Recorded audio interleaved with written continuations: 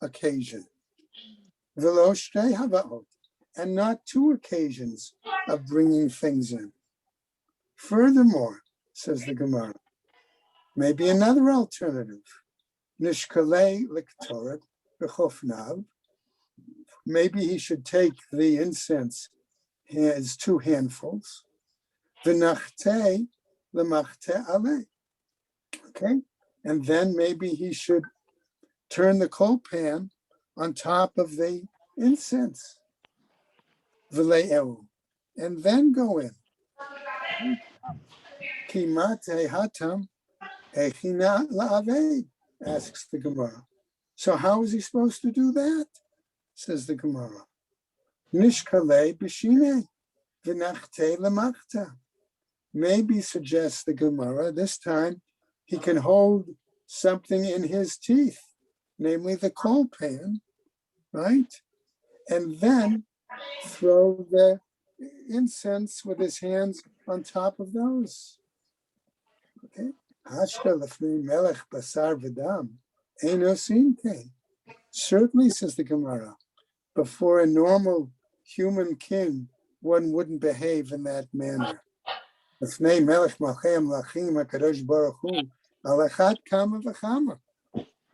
the Kadosh Baruch Hu, you're going to behave that way? Absolutely not, says the Gemara. Hilkach, therefore, lo efshar. Those other methods are not possible, says the Gemara.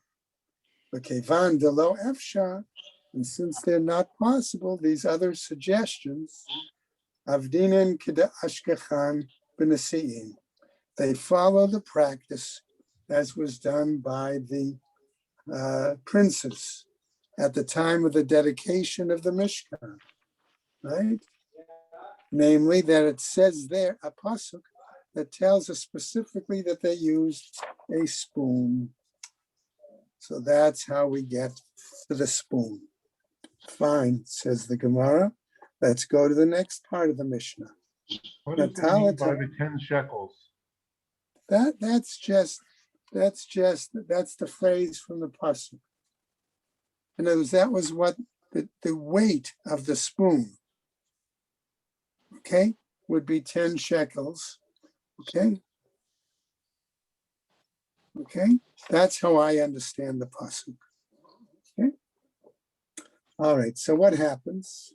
The next part of the Mishnah continues. Natalat hamachta b'yamin. It says he takes the coal pan in his right hand, vetakaf b'smol, and the spoon in his left hand. And as I hinted at the outset, is there a problem with that? So the Gemara now tells us, Yatziva be'ara v'giora b'shmei shemaya. Maybe in this case, okay, there's something strange there. Okay, citing a pasuk or a common, mamar, a common everyday. Okay, that's like saying, well, the native is on the ground and the stranger is in heaven. It almost sounds like things are reversed there. So the Gemara explains, Zo meruba v'zo mu'etet. One is heavy, one is greater in weight, and one is lesser. One is lighter in weight. Va'afilu b'zman sheshneihen shavin. And even were it such that the coal pan and the spoon of incense weighed the same, Kama said the Rabbi Yishmael ben Kimchit. This would be similar to what the behavior was on the part of Rabbi Yishmael ben Kimchit. Okay? Zo chama v'zo tzunenet. Okay? His explanation is one is hot and one is cold, right? And therefore, okay, since the spoon of incense is what's cold, that's more easily carried in the left hand as opposed to the heavier hot item held in the right hand.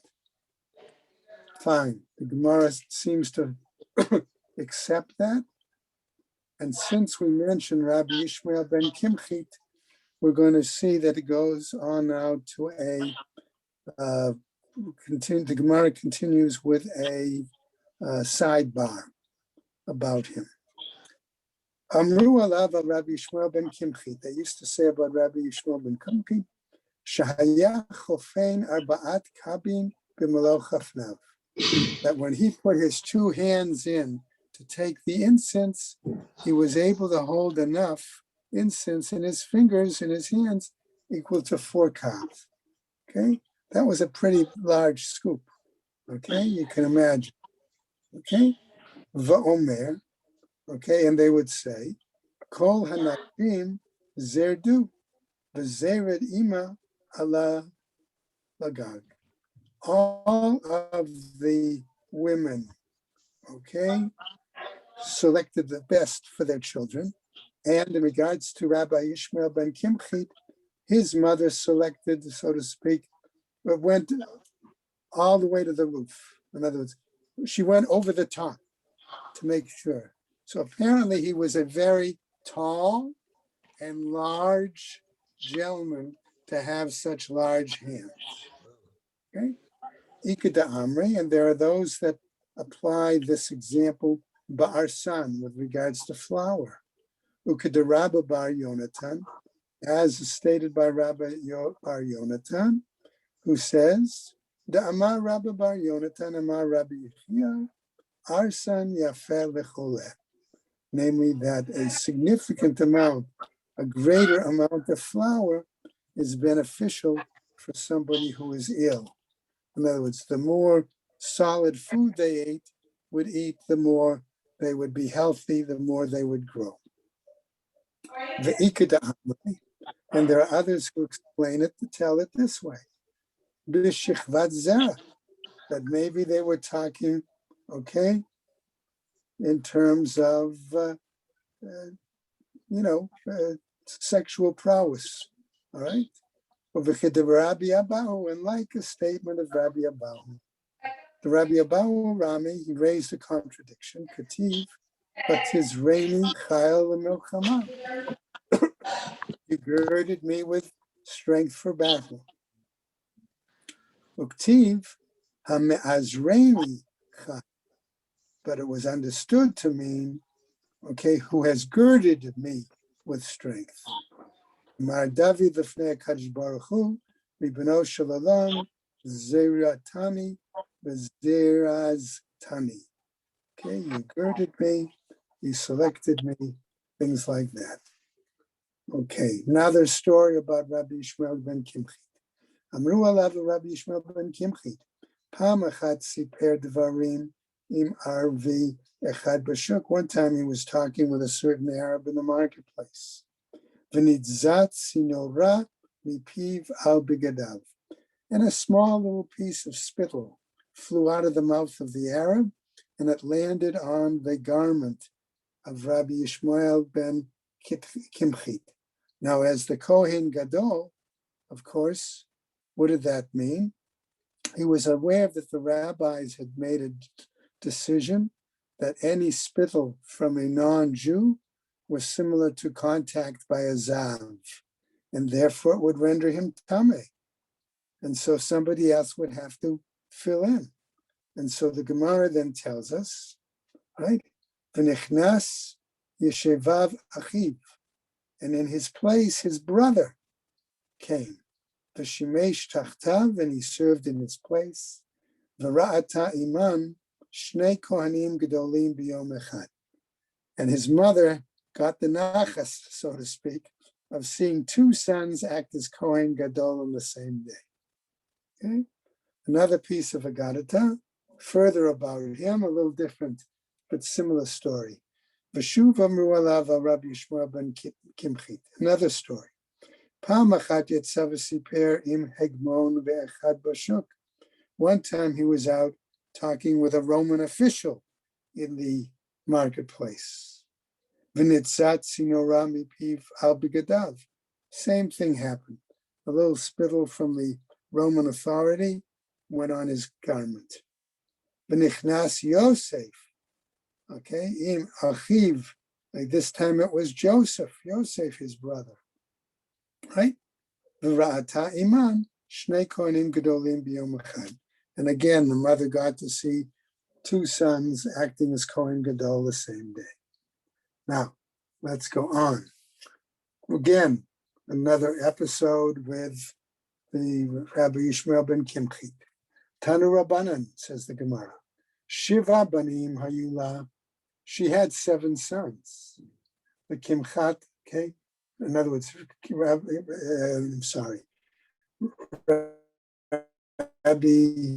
Yishmael himself had 7 sons. V'chulan shimshu b'kuhuna gedola. And all of them, okay, each had opportunities to serve as Kohen Gadol.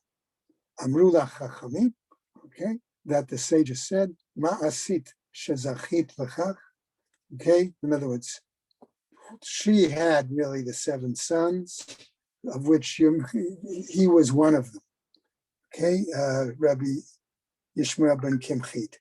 So since the 2 stories tell us that other brothers were fortunate to, or had the opportunity to act as Kohen Gadol, the sages asked her, by what merit was it that she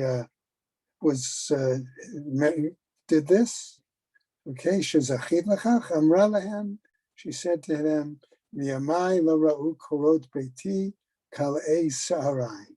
Throughout my life, she said, even the beams of my house never saw my hair on its own. In other words, she never went with her head uncovered.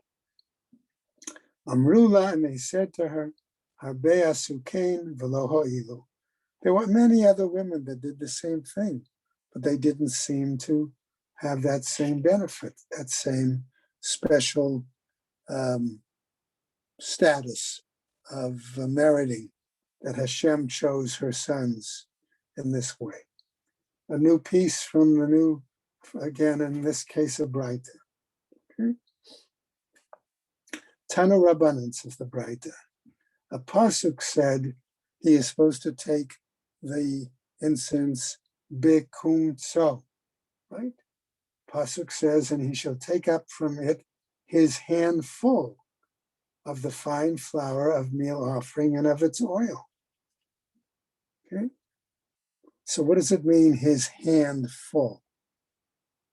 So the Gemara explains, the Braita says, Shalo ya'aseh midah lekometz, that he's not supposed to take any object to measure the amount of flour that he needs. So they asked in the base medrash, Mahu sheyaseh midah lechafina? Does that mean that he's not permitted to do any measurement of his handful?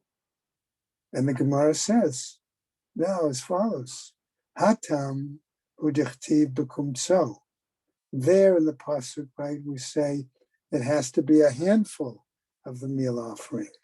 Aval hacha delokativ bechafnav, but it's not written in his, right, so to speak, palmful, handful, okay, or scoopful, right?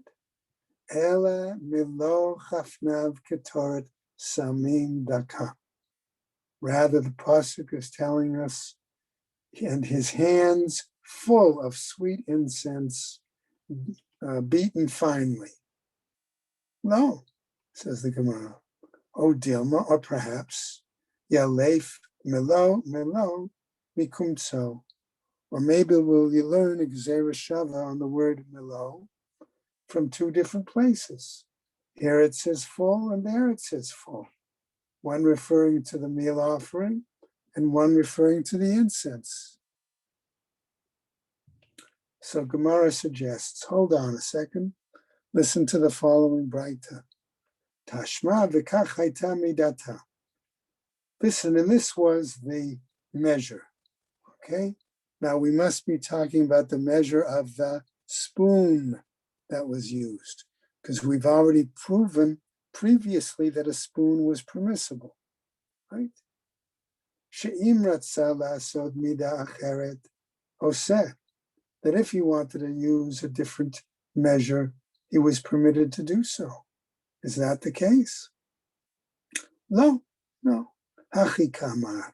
This is what it means to tell us. The kachaya chozer b'chofna lefnim. Now, what it wants to tell us is that the case, and what would happen is that there was really more than one scooping taking place in the course of the various avodot. Okay, that in one sense he would scoop it up initially, right, to get the incense onto the spoon, and in another later situation when he was inside the Kodesh Kadoshim, he would scoop it another time. Okay, now Shamat Mina. What do we learn from this? Chofein v'chozer v'chofein. Namely, that he scoops, he comes back and scoops again. Okay? Dilma she'im ratzah la'asot midah oseh. Now the Gemara says maybe what it's simply trying to tell us is that if he wants to take a measure, he can do so. Inami shelo yichaser v'shelo yotir. Particularly if he wants to be sure that there's not too much or not too little. However, now, what happens? Okay, the Mishnah, a new Braita is presented, still dealing with this issue of how much the handfuls. Tanu Rabbanan, says the Gemara, Melo kumso. The Torah text said it had to be full, right? His handfuls. Yachol mivoratz. Okay, maybe what the pasuk is trying to tell us here, okay, is that Talmud lomar b'kumso. Maybe it has to be mivoratz, overflowing. However, no, the text says his handful. The b'kumso, or if we say with his handful, yachol afilu b'rashei etzba'otav. Maybe there has to be so much that it reaches up beyond his fingers. Right? Talmud lomar, melo kumso. Again, it says his full handful. Okay? Now, what happens? Kidkamtse inshe. The same way people usually would take a handful. Okay, if I asked you to take a handful of something, what would you do? You would normally cup your hand, right? Fingers together, cup your hand, and reach in. So you would primarily be shaping your hand, particularly your palm, right, into that form. And so what happens here? Talmud lomar melo kumso kedikatani inshe, the way people usually take a handful with one hand. Okay? Or if need be, they could take it with two hands. Again, still cupping both hands. HaKetzad, how is that to be done? Chofesh shalosh etzbaot al pisat yado v'kometz. What does he do? He scoops by closing his three fingers, right? And then what does he do? He takes a handful of the flour for the meal offering. Okay? So that is the shape that we have. And in fact, in Koran, they give an actual picture. Now, as we go to the next Amud, right? We're still dealing with this issue. Okay, remember we haven't gotten done. All we've been talking now is just the incense and the meal offering. We still have to get back to the issue of what's going on between the incense and the coal pan. So now our Gemara continues. Uba machvat, when it comes, however, to the coal pan. Uba marcheshet. And remember, the marcheshet was another kind of utensil. We used to talk about that like a griddle pan. Okay? Mochek begidulo milamala. what does he do? Okay, he sort of smooths it off with his thumb, ube'etzbo hakatan milamata, and with his little finger, the bottom amount. V'zohi avodah kasha shebamikdash. And this is a very difficult worship act that's done in the temple, in the Beis HaMikdash. So the Gemara says, Zohi v'tulo, this and no more. Va'ika malika. What about the fact that a Kohen has to do malika, right? The pinching of the bird. Va'ika chafina. And what about the other examples, like taking the meal offering? Aren't these difficult? So a new piece from the Braita tells us. Amar Rabbi Yochanan, says Rabbi Yochanan, by Rabbi Yeshua ben Azah. So Rabbi Yeshua ben Azah raised the following question. Bein habenayim shamulokum tso mahu. What happens about the fact that in this meal offering, right? Certainly there's a chance that there's some flour, right, that's going to get between one's fingers. So what about those? Amar Rav Papa, says Rav Papa, digavai. Okay, we're talking about a situation, if it's inside, okay, on the inside part, right? Lo tebailach devadai kometsu. You don't even have to ask about it because that certainly would be considered part of the komets. The barai, but if you're talking about any flour that's on the outer side, okay, of the fingers, lo tibayalach devadai shirayimhu. We don't have to ask about that because that would be considered the shirayim, the leftover, the remainder part of the flour, okay, for the rest of the meal offering. Okay, ki tibayalach, when do we have to ask about it? The bene, namely when it's between the inside and the outside. Why? What is it? Amar Rabbi Yochanan, Hadar Prashata Yehoshua ben Uzzah. Rabbi Yochanan said then Rabbi Yeshua ben Uzzah was able to answer his own question. Bein habayim safek minum. Any meal that's found between the fingers, that's questionable. Hechi aved. How then does one perform the service in that manner? Amar Rabbi Chanina, he says, Maktir kometz l'chudei tchila. Now, Rabbi Chanina says, what happens? The Kohen Gadol, okay, he burns a handful all alone of the ketoret by itself. V'hadar bein habenayim. And then he burns what's between his fingers. The iyamrat bein habenayim bereisha. Because if we had said that the grain, the meal that was between his fingers was done initially, dilma shirayim minhu, perhaps those are really only remains. V'hayu lahem shirayim shechasru bein kmitza v'haktara. And then that would be the remainder of the meal, okay, that was needed for that offering, okay, between the act of kamitza, the act of, we'll call gathering, scooping, and the actual burning.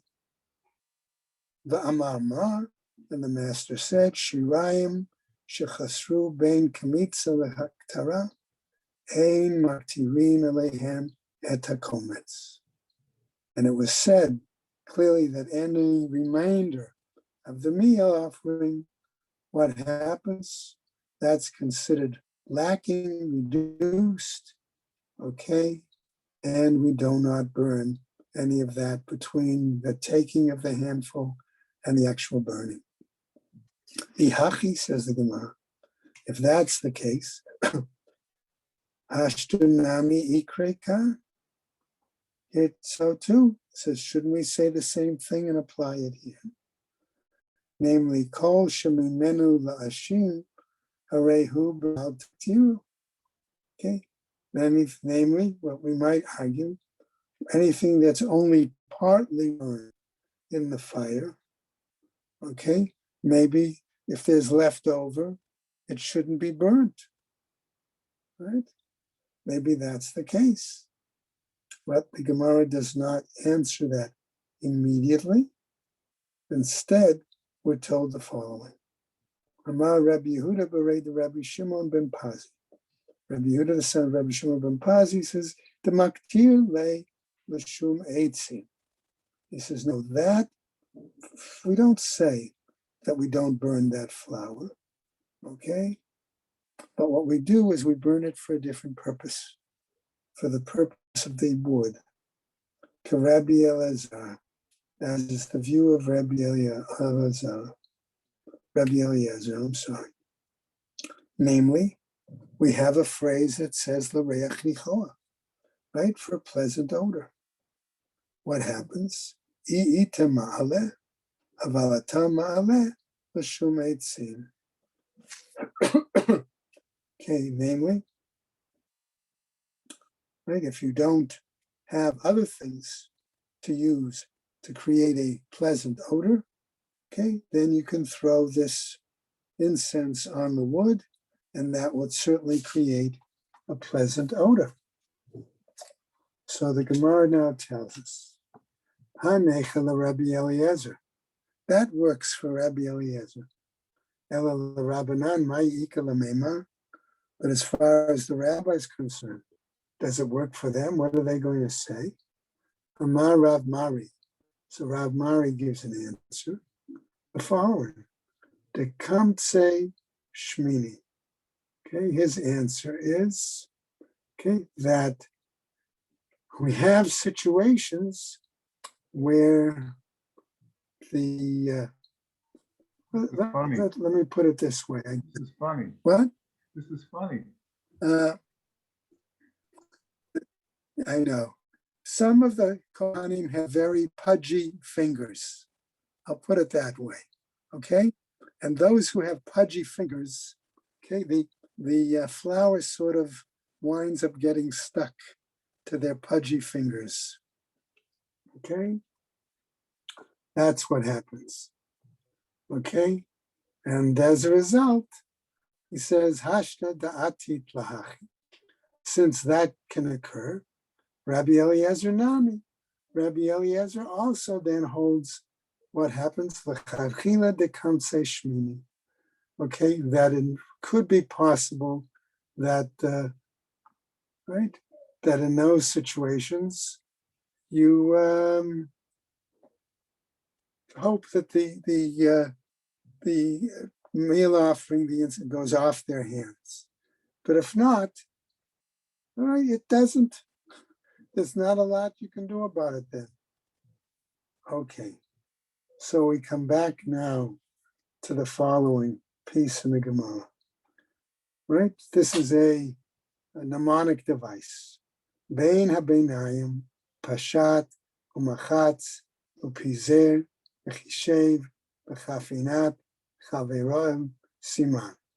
Okay, namely, we're going to see a number of issues in which Rav Papa is going to raise questions, and the Gemara is ultimately going to tell us, Tekel. We don't have a real answer for these. Okay, we're going to do some of those on this, in this case.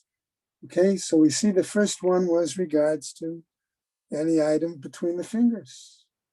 By Rav Papa, so Rav Papa asks, Bein habeinayim, shamalo chafnav mahu.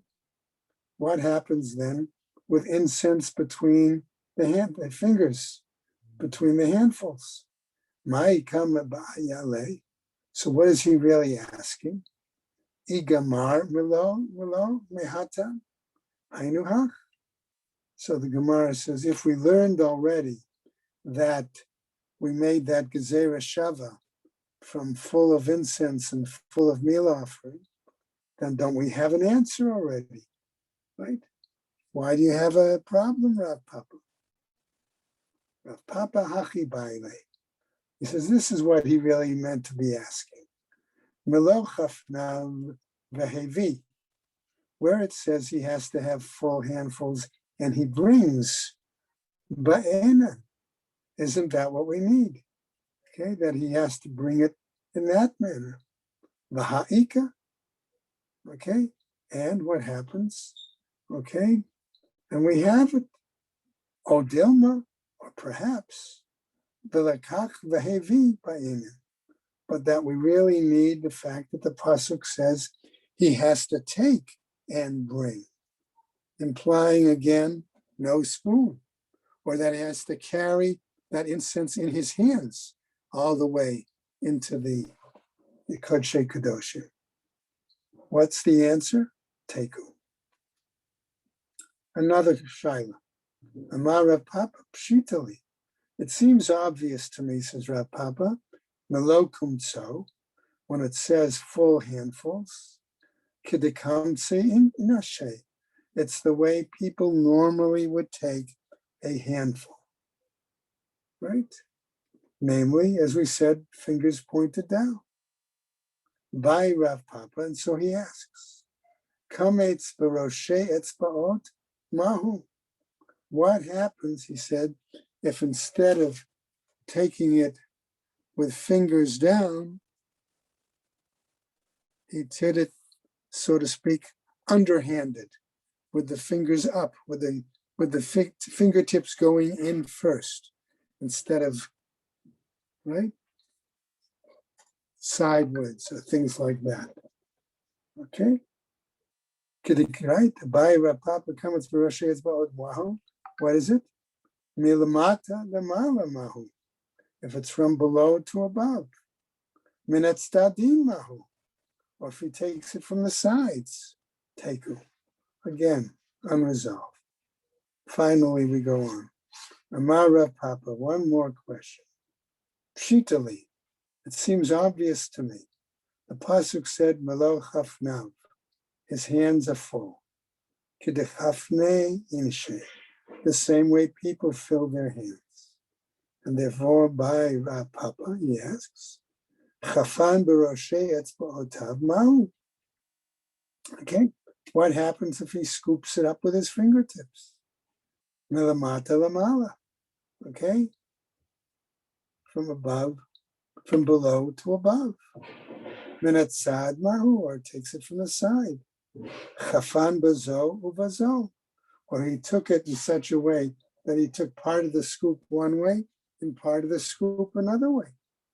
Chafan bazo bazo, bekarvan zo etzel zo mahu. In other words, as if his hands were separate and then came up and joined them. Teku. Okay? Still a problem. Again, another, as we just roll over a little bit. To mem chet. Okay, Rav Papa is going to continue, as you can see, the whole Amud. Okay, we'll just do one or two more. Rav Papa, dabke lekometz bedofne. Okay, what about the halacha? Okay, and he put it in through the side of the container, of the vessel, right? Bedofne demana, what is it? Toch kli ba'inen. Do we say here that it has to be inside the vessel? V'ha'ika, and we have it. O dilma hanacha b'tocho ketikno ba'inen. Or maybe we need to do it in such a way, the way the vessel normally would be put and filled. Okay? What happens? V'haleka, and therefore we wouldn't have that procedure, teku. We're, again, unresolved. One more to finish up this little section by Mar Rav Ashi. And so Mar Rav Ashi tells us the following. Apche lemana. What happens if he turned the container, right, the vessel, right over? Okay? In other words, instead of taking it from the, so to speak, bottom up, okay, but upside down. What if he did the Kohen did that? V'dapke lekometz ba'arite. Okay, and the meal, the incense stuck to the bottom of the vessel. Ba'arite demana. Mahu, what's the situation? Hanacha b'tocho ba'inin. Do we say that needs to be actually inside the vessel, the ha'ika, and therefore it would still be? Or dilma hanacha ketikno ba'inin? Or do we say that it has to be done properly? Okay, and couldn't be done that way, beleka, and therefore we don't have a valid collection, teku. Again, no answer, unresolved. So we're going to stop there for today. Okay, continue with some of the other examples, the other questions that Rav Papa, and that's going to continue all the rest of Amud Aleph, and then Amud Beis is very short. Okay, so it shouldn't be too problematic for Shabbos, and hopefully we'll continue theoretically, at least on Sunday. I say theoretically because my flight isn't till later in the evening, and so ideally we should still be at our son and daughter-in-law's in the afternoon. Okay, so have a good Shabbos, everybody. Shabbos to you and your entire family. Yeah, Right. thank you. Shabbat shalom to everyone. Be well. Thank you very much.